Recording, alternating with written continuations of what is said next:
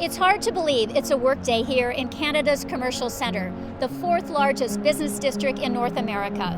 Millions are out of work. Businesses are struggling to stay afloat. We, our city, our region, and our country are at a crossroads. The direction we choose and how we recover from this pandemic is critical to our shared prosperity and our country. It requires imagination, coordination, and collaboration from all levels of government and business. We determined our economic recovery demands bold action now. We are pursuing 4 areas to help us address our economy safely with COVID in our midst.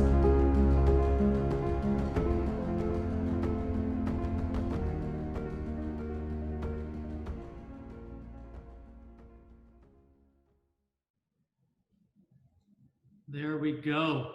Thank you very much for that. And now I'm excited to welcome my fellow member of the Canadian Global Cities Council and past chair of the Canadian Global Cities Council. For those of you that don't know, the Canadian Global Cities Council is a group of the 9 largest boards of trade and chambers of commerce across the country.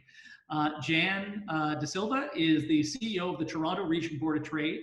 And although the Toronto region has been hit particularly hard by COVID, as we all know, Jan and her team have come up with a number of innovative solutions to support their economic recovery, including the Financial District Pilot, which we'll hear more about shortly.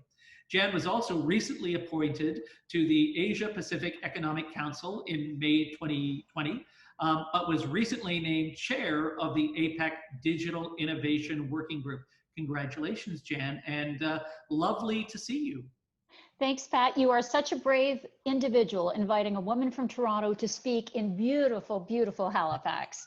Thanks for your bravery on this. Well, thank you. Well, I don't have quite the lovely view that you do to the business behind me, but we can see cars and trucks moving. So I feel like there's at least economic activity. That's an old shot. And to your audience, I don't know if Pat mentioned, he's our chair this year of the Canadian Global Cities Council, doing an amazing job of helping us focus on what we can do collectively to stand back our national economy through our largest metro center. So Pat, thanks for everything you're doing with that. Well, thank you. Thanks, Jan. And I'm going to turn it over to you, I think, Jan, at this point to tell us a little bit about what's going on in Toronto. Well, it's been tough for us in Toronto, and I think it's not just about Toronto. The challenge with our economy nationally is, and I was loving your last speaker, Cyclesmith, was at Andrew talking about his markets are Calgary and Ottawa, and the reality is our supply chains and our businesses are integrated across the whole. So, I was speaking to an audience in Northern Ontario recently. They're a huge supply chain for the city of Toronto. And with our business district shut down, that's having reverberations into their businesses there. So let's talk about what's happening in Toronto.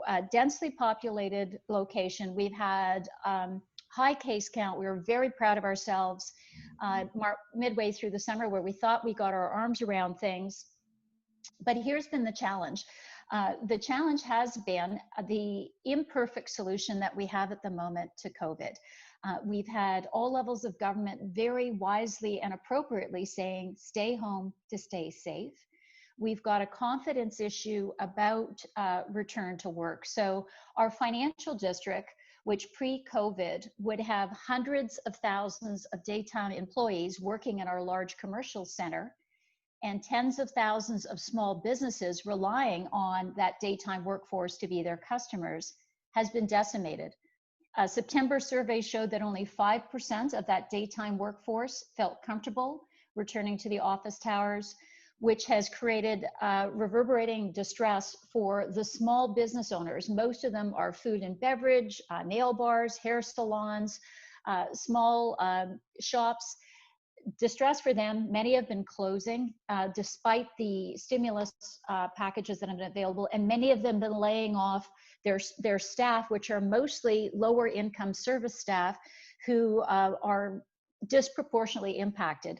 So we're at a point where this has gone on far longer than we anticipated, and we've come together with our mayor and our business community to say, how do we start addressing some of the root cause challenges that we need to address with COVID in our midst to more safely and fully reopen our economy. So let me pause there. Okay, I'm going to come back up again. Well, I mean, it does seem that Toronto went through the COVID phase in the spring. You kind of came out of it. I mean, I remember the good old days of July when I think there were only 78 new cases in all of Ontario. Yeah. You're clearly back, kind of on the back foot right now with significantly more cases. How are businesses faring, I suppose, in Toronto today compared to that March or even July period? Look, it's let me just be quite frank. It's a challenging situation. The businesses, our small businesses, our medium-sized businesses, our large businesses, very concerned about getting the pandemic under control. And for the most part, there's odd exceptions you hear about in the media, but I would say the majority of our businesses are being incredibly responsible with distancing, with work from home arrangements, with protocols to restrict the number of people, to be tracking in the case of restaurants. So I think the frustration with the numbers that have increased over the past couple of weeks and the more recent lockdown-like situation that we're facing in Toronto, the frustration is that we just simply don't have enough good data in the hands of our public health officials to understand whether it's that small business, that small restaurant that's contributing to the outbreak, or if it's a resurgence in our long-term care facilities, it's the impact of universities being back on campus, if it's wedding and major events. So where we are right now, if this was going to be a month-long situation, which we thought it might be back in March, okay, we can deal with it. But we're now 9 months in, and we're still struggling with what is called an accordion type effort to try to contain the pandemic. We truly want to get this public health crisis under control, but we cannot, for the foreseeable future, continue to have a whipsaw effect for the business community. So what we're trying to do is working with our University of Toronto's Public Health School, working with building owners, working with large employers, and working with our innovation community and our mayor, our province, and the federal government, is we're standing up a pilot zone in our financial district to address the top 4 confidence and safety issues about a safer, fuller return to work once our numbers get back under control. And the 4 key areas we're focused on is safe travel. We've got workforce that are concerned about using public transit, even though there's extensive safety protocols that have been put in place there. Worried about safe workplaces. How do we ensure distancing? What we found with some of the offices that reopened, the lunchroom ends up being, ground zero for a big problem. So businesses need data to say if the lunchroom's a problem, how do we distribute lunchrooms around our office rather than a central place? The safety of buildings, the air filtration systems, purification, even things like queuing up to get an elevator so that you can have distancing in the elevator carriage. And finally, and most importantly, is creating a safe business district where we are committed to, in the pilot zone, standing up testing, every other day testing, and standing up a data feedback loop to public health, so that if somebody is testing positive, we can track where in the zone they've been so that we can notify others. It's not the formal contact tracing that you're hearing about in other markets. It's much more robust, where public health can say, we've gotten this test, and do a query of where this individual may have been across the zone, so they can send a notice out to them and to anyone else who may have been in contact with them to go, either that person to go into isolation and others to get tested. It really is about how do we solve for the root cause issues of being able to operate safely with COVID in our midst. So that's really interesting. I'm going to pick up on the last point first, just because I know you and I were corresponding recently about rapid testing. So is the intention to kind of have, I hate to use the word gates, but almost rapid testing as people enter the financial zone? Is that kind of the idea? Or we're quite frankly, we're going to be, you're getting a heads up on this before we've come out publicly, because we do need to do some announcements in Toronto about it.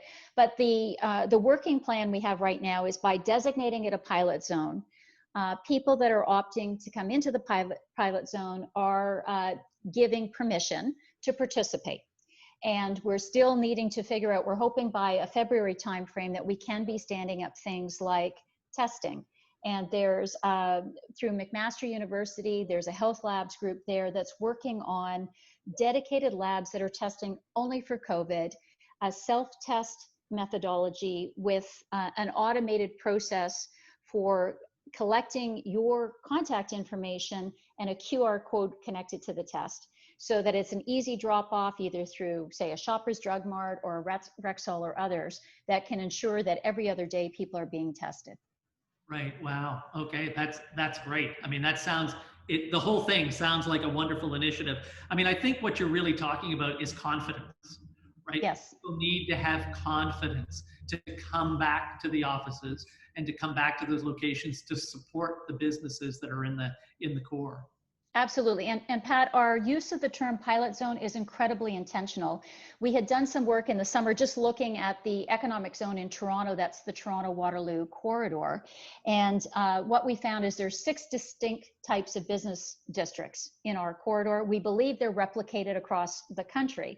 So for example, our central business district is one type. Our airport employment zone, logistics, distribution, tourism. So there's different conditions there.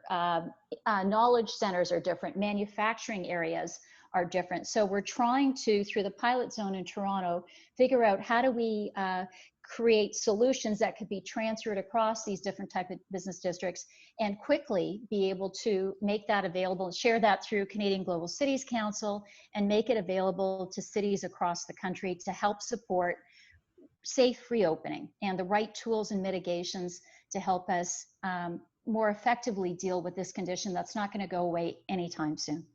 Wow. Yeah, no, you're absolutely right. I mean, we're not talking to anybody about vaccines right now. We're reading about vaccines. We were keen to get people back to the offices, obviously now as we've had a bit of a resurgence. Yeah. In Halifax in particular, folks have stepped back again from the offices, much as you're seeing in Toronto. But, you know, when I think of the logistics of 70-story buildings and getting people up, you know, up in those, on those floors, I mean, the logistics are very, very tough, I suppose. Yeah, and you mentioned off the top, I mean, I'm very honored to be representing Canada on APEC, on this Business Advisory Council, and chairing the Digital Innovation Working Group. I've been on nonstop calls since the outbreak began, and so getting a lot of intel from these other APEC jurisdictions.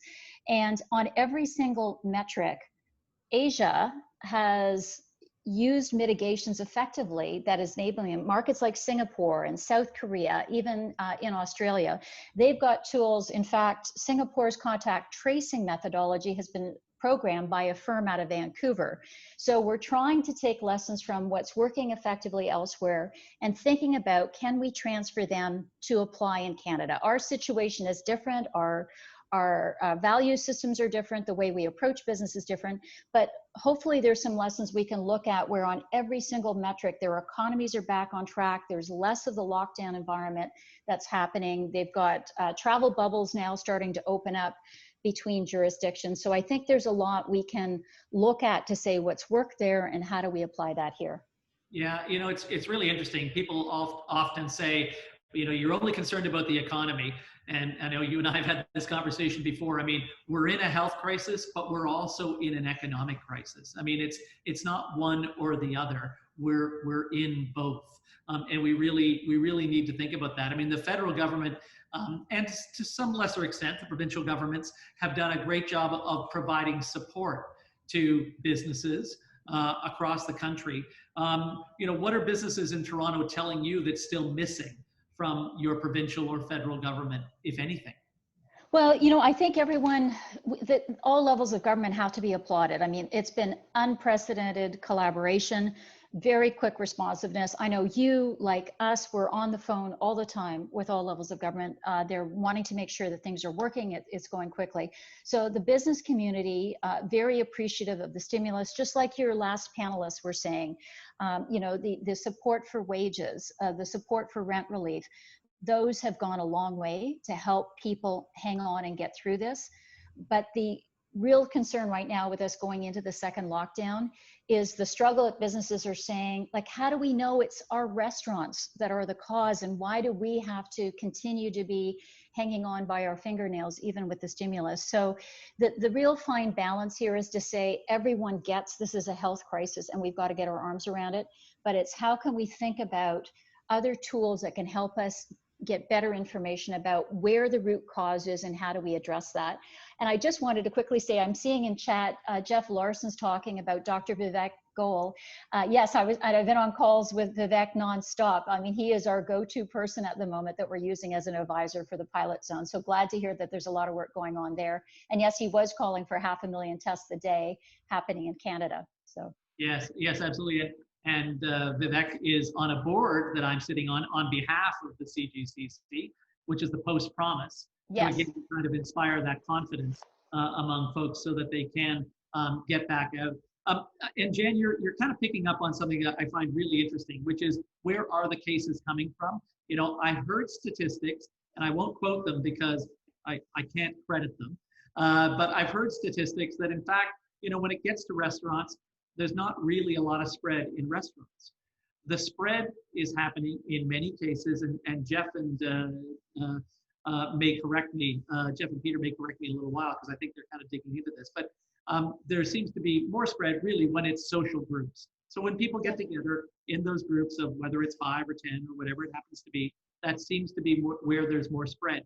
I was on the phone yesterday with our chief medical officer, and businesses were saying to him, can you provide us with specifics about how much spread is there in restaurants? How much spread is there in a bar? How much spread is there in an elevator or in an office to really help us understand that? Yeah. Although I think it comes back again to confidence.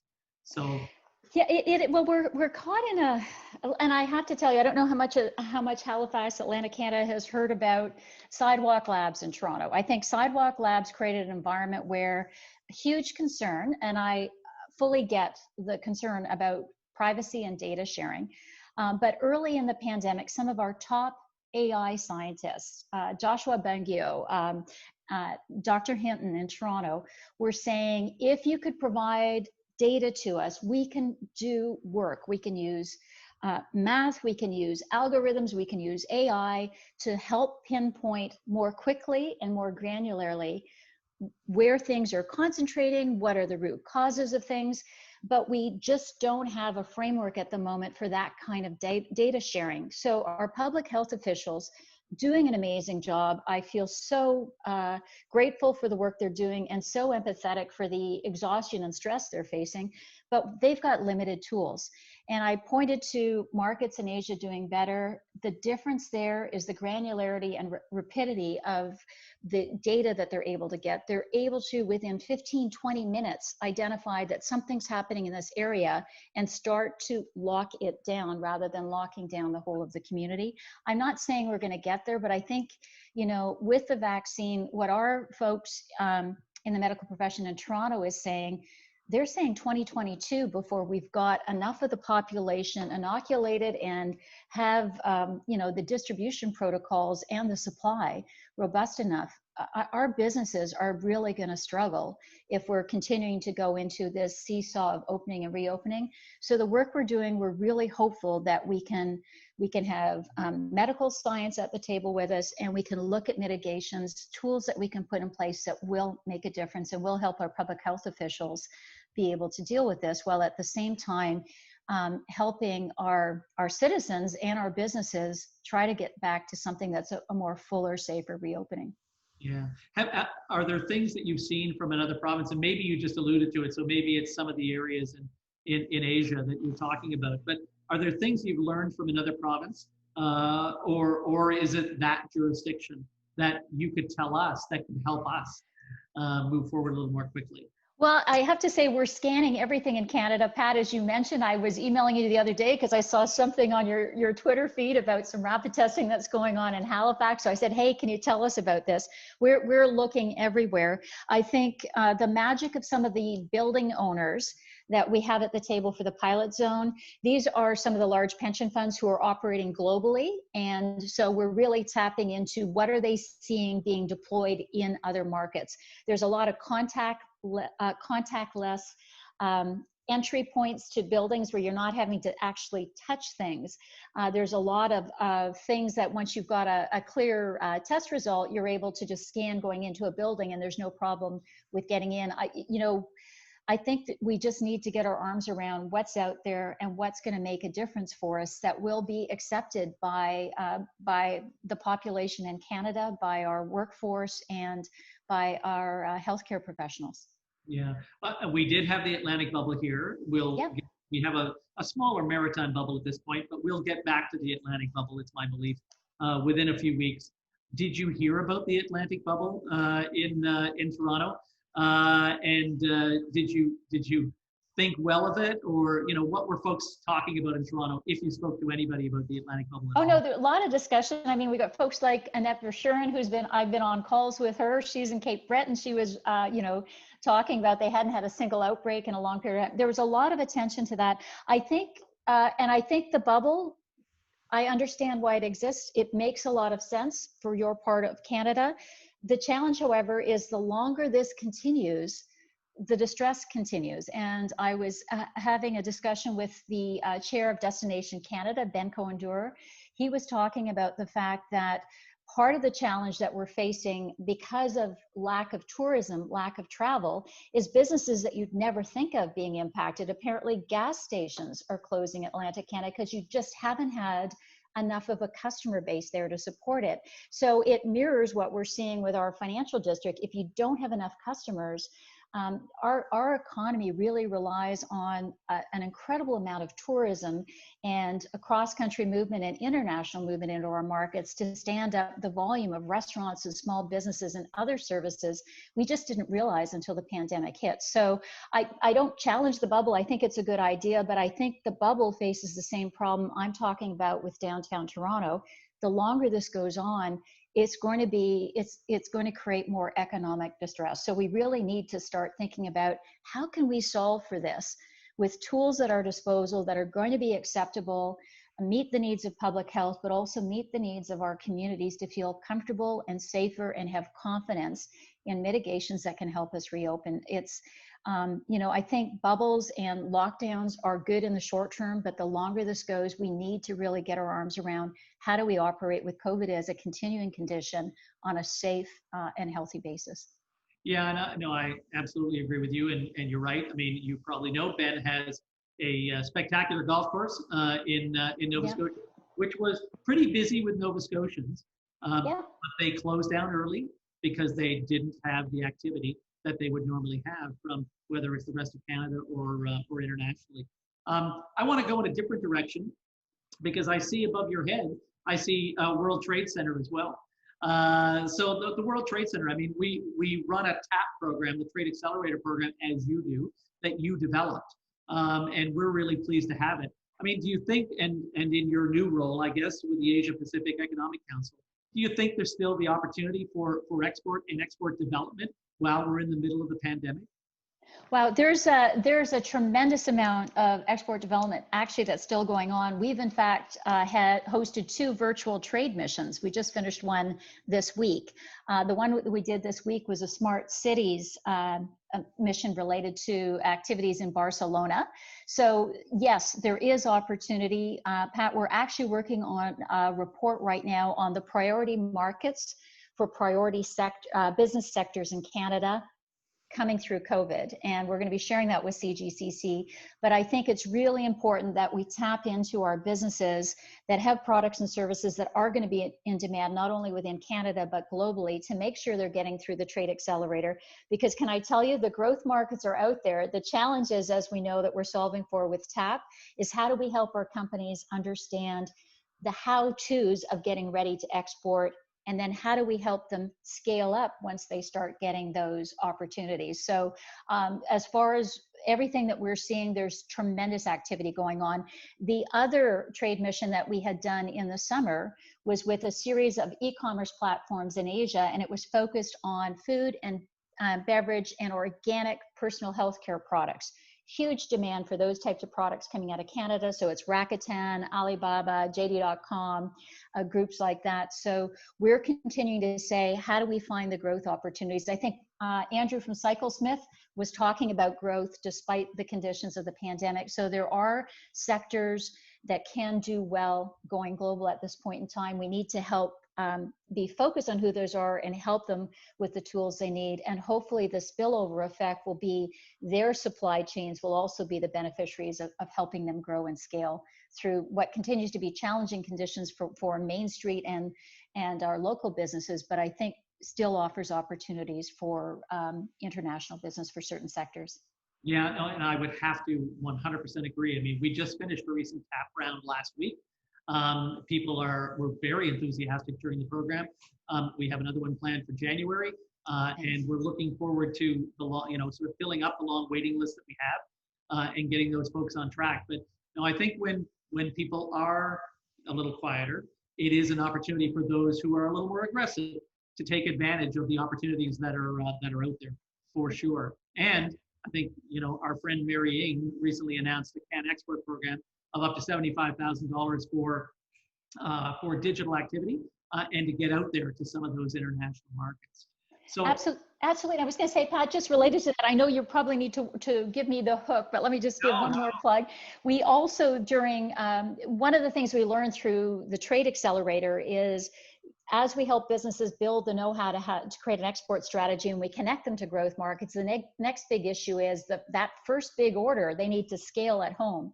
And so pre-COVID, we were planning a scale-up program.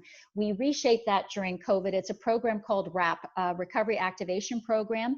And what it is, it's helping businesses. It doesn't matter if they're trading or not. It's even helping them locally. Look at how do they digitize their front, middle, and back office to be able to operate effectively with the conditions of COVID. It's not for Main Street businesses setting up a website.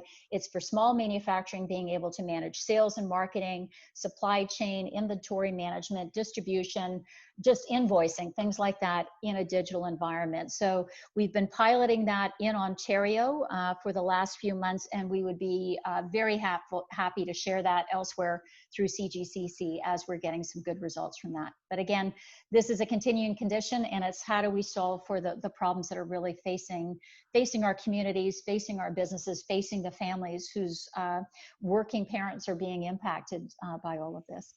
That's great. Well, thank you very much, Jen. Thank you for joining us. Thanks, Pat. Really appreciate you being here. I wish you all the luck in the world. Having spent 20 years in Toronto, living in Mississauga and working in the city, it is an economic powerhouse. It may not be quite the center of the universe that folks think it is, but it's still one of my favorite centers. Well, and I know just for your audience, we've been really, CGCC, our Canadian Global Cities Council, have really been bugging Pat about the bubble because we really want to hold a meeting for CGCC in Atlantic Canada. We're dying for some lobster, so we keep our fingers crossed that we can get our arms around this soon so we can get into to Halifax for some meetings in person. Absolutely. Well, looking forward to welcoming you back, Jen. Thanks, Pat. Bye-bye. Bye-bye. Thanks. Bye-bye.